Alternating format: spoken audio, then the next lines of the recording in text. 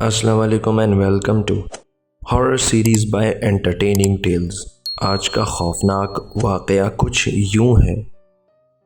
سہیل اور ان کی فیملی ابھی نوائی علاقے میں ایک نئے بنگلے میں منتقل ہوتے ہیں۔ یہ بنگلہ بہت خوبصورت بنا ہوا ہے۔ فرنٹ ایریا میں پارکنگ اور بیک یارڈ میں ایک گارڈن ہے۔ ان کا بیٹا عادل، جو ابھی صرف 13 سال کا ہے، گھر کے اندر جانے اور اپنا نیا کمرہ لینے کے لیے بے تاب ہوتا ہے۔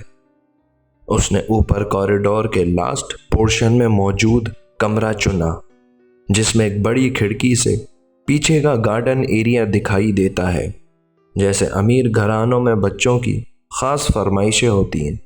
خیر، خوفناک کہانی یہاں سے شروع ہوتی ہے۔ شفٹنگ کے بعد وہ کافی تھک چکے تھے اور رات کو جلد ہی اپنے اپنے بستروں پر سو جاتے ہیں۔ پہلی رات عادل اپنے کمرے میں سو رہا ہوتا ہے کہ آدھی رات کو عجیب درد بھری آہوں اور چیخوں کی آوازوں سے بیدار ہوتا ہے، جو اس کی کھڑکی کے پیچھے گارڈن سے آ رہی ہوتی ہیں۔ ڈر کے مارے وہ چیختے ہوئے اپنے والدین کو پکارتا ہے۔ چند سیکنڈ بعد جب والدین بھاگے بھاگے اس کے کمرے میں داخل ہوتے ہیں اور بے چینی سے پوچھتے ہیں کہ کیا ہوا ہے، تو ان کا بیٹا ڈر و خوف سی کیفیت میں کہتا ہے کہ پیچھے کچھ ہے۔ والدین نے پورا کمرہ اور کھڑکی سے باہر اچھی طرح دیکھا تو انہیں کچھ بھی نظر نہیں آیا، اور عادل کو یقین دلایا کہ کچھ نہیں ہے، سکون سے سو جاؤ۔ اگلی رات پھر وہی درد بھری چیخوں کی آوازیں سنائی دیتی ہیں، لیکن اس رات آوازیں زیادہ تھیں۔ اس نے ہمت کی اور اپنے بستر سے اٹھ کر پردے سے باہر گارڈن ایریا میں جھانکا تو اس نے دور ایک درخت کے پاس 3 سایہ دار شخص کھڑے ہوئے دیکھے۔ ان کی چمکتی ہوئی سرخ لال آنکھیں تھیں۔ درخت جتنے لمبے تھے اور صرف عادل کو دیکھ رہے تھے، اور ڈراؤنی بات یہ ہے کہ وہ آہستہ آہستہ اس کی کھڑکی کے قریب ہوتے جا رہے تھے۔ ان کی انگلیاں اسی بچے کی طرف پوائنٹ کی ہوئی تھیں۔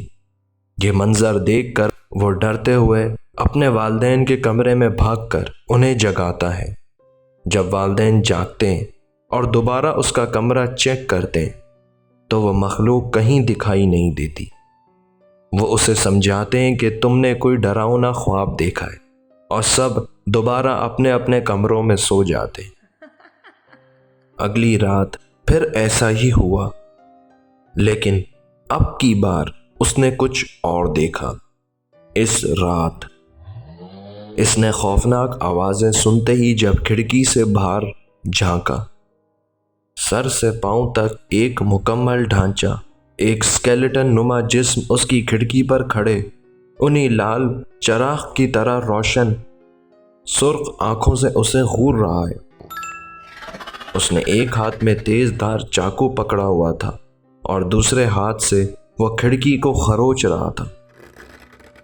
خوف کے مارے چند لمحوں تک وہ ایک ہی جگہ جم گیا۔ اس کا جسم ٹھنڈا پڑ گیا اور نظریں ایک جگہ رک گئیں۔ لیکن جب وہ اس کیفیت سے باہر آیا تو اس نے اپنے آپ کو کمبل میں ڈھانپ لیا۔ کچھ دیر بعد جب وہ چیخیں آنا بند ہو گئیں تو اس نے ڈرتے ڈرتے کمبل سے باہر منہ نکالا تو وہاں وہ اسکیلیٹن نما مخلوق غائب ہو چکی تھی، اور نہ ہی وہ 3 قداور مخلوقات تھیں جو اس نے دوسری رات دیکھی تھیں۔ لیکن جس درخت کے پاس اس نے وہ مخلوقات دیکھی تھی، وہاں 3 تازہ قبریں کھدی ہوئی تھیں۔ یہ قبریں عام قبروں کی طرح مکمل کھدی ہوئی نہیں تھیں، بلکہ موٹے موٹے سوراخ کے شیپ میں کھدی ہوئی تھی، جو صبح اس کے والدین نے بھی دیکھی اور سوچ میں پڑ گئے کہ رات کو ایسا کیا ہوا کہ یہاں 3 قبریں کھدی ہوئی ہیں۔ سیکیورٹی کی وجہ سے کوئی باہر سے اندر بھی نہیں آ سکتا، اور نہ ایسے نشانات ملے جس سے یہ ثابت ہو کہ کوئی شخص کسی اور طریقے سے اندر آیا ہو۔ جب انہیں کچھ سمجھ نہ آیا تو انہوں نے مقامی تھانے سے پولیس کو بلایا کہ انویسٹیگیٹ کریں ان قبروں کی حقیقت کو۔ جو پولیس آفیسرز آئے تھے ان میں سے ایک پولیس آفیسر کافی بڑی ایج کا تھا، تقریباً 60 سال سے اوپر۔ اس نے بتایا کہ آج سے 23 سال پہلے یہاں آس پاس میں ایک مینٹل ازائلم بنا ہوا تھا جس میں 3 خطرناک سیریل کلرز کا علاج ہو رہا تھا، لیکن وہ اتنے خطرناک اور بے قابو تھے کہ اگر انہیں کنٹرول نہ کیا جائے تو وہ اس شخص کو فوراً قتل کر دیتے جو انہیں کنٹرول کر رہا ہے۔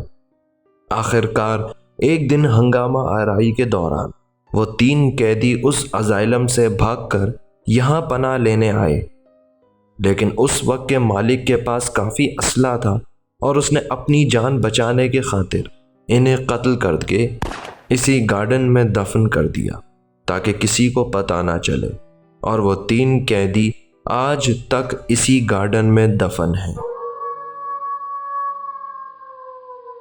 سہیل صاحب جنہوں نے یہ واقعہ سنایا ہے کہتے ہیں کہ ہم آج بھی اسی بنگلے میں رہتے ہیں کیونکہ وہ مخلوق صرف بیک یارڈ میں دکھائی دیتی ہے، اور اب میرا بیٹا عادل ہمارے برابر والے کمرے میں رہتا ہے۔ امید ہے کہ آج کی ہارر سٹوری آپ کو پسند آئی ہوگی۔ اگر پسند آئی ہے تو لائک کریں اور پلیز شیئر کریں، کمنٹس کے ذریعے اپنا فیڈ بیک دیں اور چینل کو سبسکرائب کر کے بیل نوٹیفیکیشن کو آن کر لیں تاکہ ہماری دلچسپ سٹوریز آپ تک پہنچ سکے۔ اپنا خیال رکھیں، خدا حافظ۔